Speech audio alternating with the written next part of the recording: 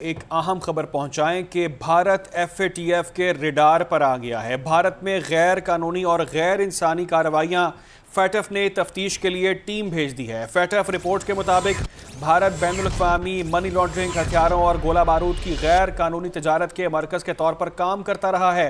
بھارت میں 2009 سے 2018 تک منی لانڈرنگ مجموعی طور پر $674.9 بلین تک بڑھ گئی ہے۔ 2018 کے بعد سے منی لانڈرنگ کا عمل BJP حکومت کی اہم شخصیات کی نگرانی میں مزید تیز ہوا۔ اہم معاملات ہے، اہم یہ خبر ہے جو آپ تک پہنچا رہے ہیں۔ دنیا کے معروف اخبار اور ویب سائٹ پولیٹیکو نے بھارت کے بارے میں بڑے سوالات اٹھا دیے ہیں۔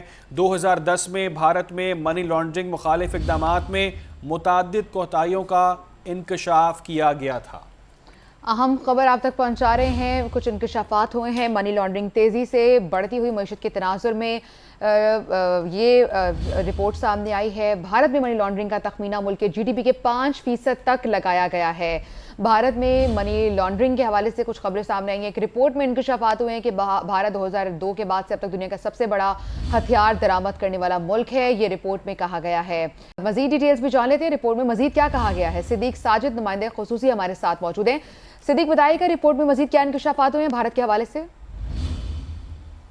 نہ صرف اس وقت اس دہانے کے اوپر ہے کہ اس کو بلیک لسٹ قرار دیا جائے، بلکہ جو اس حوالے سے FATF کی جو تفتیشی ٹیم جو بھارت پہنچی ہوئی ہے اس کو بھی بہت سے ایسے انکشافات اس ٹیم کے سامنے ہوئے ہیں جس سے یہ ثابت ہوتا ہے کہ بھارت مختلف اشیاء خصوصاً ہتھیاروں اور گولہ بارود کی غیر قانونی تجارت کے مرکز کے طور پر کام کرتا رہا ہے۔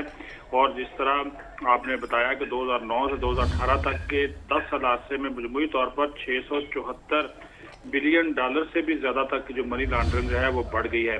پھر دنیا کا ایک معروف اخبار ویب سائٹ ہے پولیٹیکو، اس نے بھی بھارت کے بارے میں سیریس قسم کے جو ہیں وہ سوالات اٹھائے ہیں، اور ہندوستان میں غیر قانونی تجارت کے ذریعے منی لانڈرنگ تیزی سے بڑھتی ہوئی معیشت کے تناظر میں GDP کے 5% اضافے کو پہنچ گئی ہے، اور منی لانڈرنگ کا تخمینہ ملک کے GDP کا 5% تک لگایا گیا ہے۔ اور اس کے ساتھ ساتھ stock home international peace research institute ہے، اس کے مطابق بھارت 2002 کے بعد سے اب تک دنیا کا سب سے بڑا ہتھیار درآمد کرنے والا ملک ہے، اور عالمی ہتھیاروں کی 11% درآمد کرتا ہے، جن میں بالخصوص روس، امریکہ، یورپین یونین اور اسرائیل شامل ہیں۔ اور ساتھ ہی ساتھ پھر نومبر 2023 میں بھارت کی اس منی لانڈرنگ اور TTP جیسے بین الاقوامی دہشت گردی کی فنڈنگ کے ساتھ روابط برقرار رکھنے کے لیے جانچ بھی کی جائے گی، اور باقی حکومت سرکاری طور پر دہشت گرد تنظیموں جیسے RSS، بجرنگ دل اور وشو ہندو پریشد اس کی بھی سرپرستی کرتی ہے۔ ریئل اسٹیٹ کے کاروبار کو بھی پوری دنیا میں دہشت گردی کی مالی معاونت کے لیے استعمال جو ہے وہ کیا جاتا ہے۔ اور FATF کو بھارت کی منی لانڈرنگ اور دہشت گردی کی کارروائیوں کا بغور جائزہ لیتے ہوئے عملی اقدامات کرنے چاہیے، یہ ایمنسٹی انٹرنیشنل کی جانب سے بھی کہا گیا ہے۔ اور FATF کو بین الاقوامی سطح پر ہندوستان کے لیے کسی رائٹ کے بغیر ٹھوس انداز جو ہے وہ اپنانے کی ضرورت ہے۔ جی ٹھیک ہے، آپ ہمارے ساتھ ہی موجود رہیے گا۔ صدیق ساجد صاحب، سید محمد علی صاحب بھی ہمارے ساتھ موجود ہیں، ماہر ہیں بین الاقوامی امور کے۔ السلام علیکم علی صاحب، ابھی یہ جو رپورٹ سامنے آئی ہے اور جس میں بڑے انکشافات ہوئے ہیں، اور FATF کا ایک وفد بھی اب انڈیا کا وزٹ کرے گا، اور اب وہاں پر بھی ایک تلوار لٹک رہی ہے کہ ان کا بھی نام گرے لسٹ میں سامنے آ سکتا ہے یا بلیک لسٹ میں۔ جو انکشافات ہوئے ہیں رپورٹ میں، یقیناً آپ نے رپورٹ دیکھی ہوگی، کیا کہیں گے؟ جی دیکھیں، اس میں پہلی بات جو سب سے امپورٹنٹ ہے وہ یہ ہے کہ میں کسی حد تک اس پروسیس کا پارٹ بھی رہا ہوں، اور پاکستان آپ کو پتہ ہے کہ بہت ایکسٹینسو FATF کے ریویو سے کامیابی سے نکلا تھا، باوجود اس کے کہ بھارت نے بہت کوشش کی تھی اس پروسیس کو انفلوئنس کرنے کی اور پاکستان کے بارے میں نیگیٹو پروپیگنڈا کرنے کی، اور لیکن چونکہ تمام تر تحقیقات کے باوجود یہ بات ثابت ہو گئی تھی کہ پاکستان جو ہے اس طرح کے تمام الزامات جو ہیں وہ بے بنیاد اور غلط ہیں۔ پہلی بات تو یہ ہے۔ دوسری بات یہ ہے کہ بھارت کے حوالے سے 4 چیزیں بہت اہم ہیں، اور اس کے شواہد عالمی سطح پہ آلریڈی موجود ہیں۔ ایک تو منی لانڈرنگ، جس طرح آپ نے بھی بتایا کہ تقریباً آلموسٹ $650 ارب، یعنی کہ 5% جو بھارت کا GDP ہے اس کے برابر جو ہے وہاں پہ منی لانڈرنگ انٹرنیشنلی نون ہے، پہلی بات۔ دوسرا جو پہلو ہے وہ یہ ہے کہ ٹیرر فائنینسنگ ایک بہت امپورٹنٹ ایسپیکٹ ہے، یعنی کہ ملک کے اندر جو دہشت گرد تنظیمیں کام کر رہی ہیں، کیا ان تک یہ مالی معاونت ہو رہی ہے، ان تک ہتھیاروں کی فائنینسنگ ہو رہی ہے، اور انلیگل جو ہتھیار ہیں کیا ان کا ٹریڈ اور ترسیل کی جا رہی ہے. تو اس کا سب سے بڑا ثبوت یہ ہے کہ بھارت کے اندر جو دہشت گرد تنظیمیں ہیں جس طرح بجرت دل ہے, RSS ہے, ان کو نہ صرف فائنینشیل بلکہ ہتھیاروں کے حوالے سے سرکاری سرپرستی بی جے پی کی جانب سے حاصل ہے. اور تیسرا پہلو جو بہت تشویشناک ہے جس کے بارے میں بہت کم لوگ جانتے ہیں وہ WMD پرولیفریشن کا ہے, یعنی کہ جو نیوکلیئر اور دیگر جو حساس ترین مواد ہے وہ آپ کو پتا ہے کہ کئی دفعہ بھارت میں اللیگل اور بلیک مارکیٹ کے اندر سیل ہوتا ہوا پایا گیا ہے, کباڑیے کی دکانوں کے اندر بکتا ہوا پایا گیا ہے. تو اس سے یہ بھی احتمال پیدا ہوتا ہے کہ جو ایٹمی مواد ہے بھارت کے ایٹمی پروگرام کے حوالے سے وہ بھی اس کا بھی ایک بلیک اکانومی اور ٹیرر فائنینسنگ کے ساتھ ایک نیکسس بنتا ہے. اور جو چوتھا پہلو ہے وہ یہ ہے کہ آلریڈی بھارت نہ صرف اپنے ملک بلکہ دیگر ممالک میں بھی دہشت گرد تنظیموں کو مالی معاونت پرووائڈ کرتا رہا ہے, چاہے وہ پاکستان کے اندر ہو, افغانستان کے اندر ہو, سری لنکا کے اندر ہو, بنگلہ دیش کے اندر ہو یا نیپال کے اندر ہو. اور اس کا سب سے بڑا ثبوت یہ ہے کہ انٹرنیشنل کورٹ آف جسٹس میں جب یہ معاملہ کمانڈر گلبھشن یادو کا گیا تو بھارت نے سرکاری طور پہ اس کو تسلیم کیا کہ وہ سرکاری افسر ہے اور بھارت کی طرف سے تعینات کیا گیا تھا پاکستان میں ان سرگرمیوں کی سرپرستی کے لیے.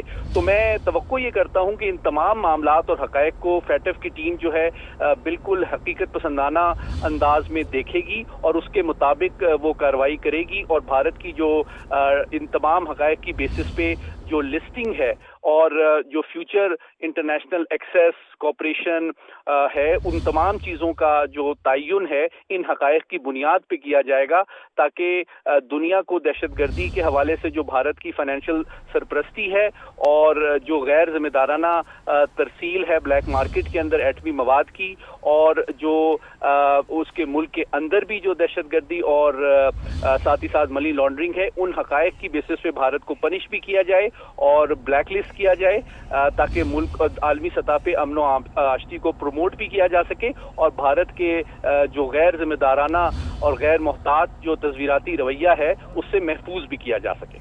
ٹھیک ہے, محمد علی صاحب ہمیں جوائن کیا ہے بریگیڈیئر ریٹائرڈ مسعود احمد صاحب نے. مسعود احمد صاحب بہت شکریہ آپ کے وقت کے لیے.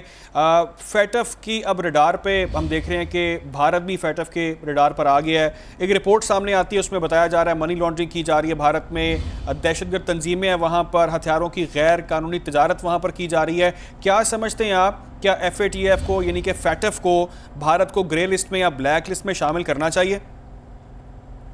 بہت شکریہ. دیکھیں جی, ابھی انڈیا انٹرنیشنل ریڈار پہ آ چکا ہے. ریسنٹلی جتنے ڈیولپمنٹس ہوئی ہے, چاہے ہم بات کریں فالس فلیگ آپریشن کی, اسٹیج انکاؤنٹرز کی بات کریں, ٹیررزم کی بات کریں, جو ٹرانس نیشنل ریپریشن ہے, سکھوں کو مارا ہے کینیڈا میں, پھر پاکستان میں کشمیریوں کو کے ساتھ کیا, کرسچنس منی پور میں مارے جا رہے ہیں, اور ہیومن رائٹس کی وائلیشن ہو رہی ہے جو کشمیر میں اور انڈیا کے اندر بھی.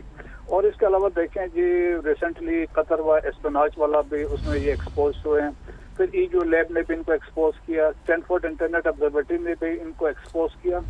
چند سال پہلے ایک رپورٹ آئی تھی جس میں یونائٹڈ اسٹیٹ کے بینکس نے ایک رپورٹ فائل کی تھی. 44 بینکس اکاؤنٹس انہوں نے رپورٹ کیے تھے ان کے سسپیشیس ایکٹیویٹیز سے, and they were linked with India.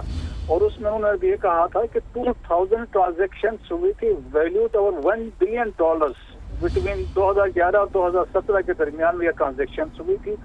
اور اس پہ بھی انہوں نے شبہ کا اظہار کیا تھا یہ منی لانڈرنگ کی جا رہی ہے.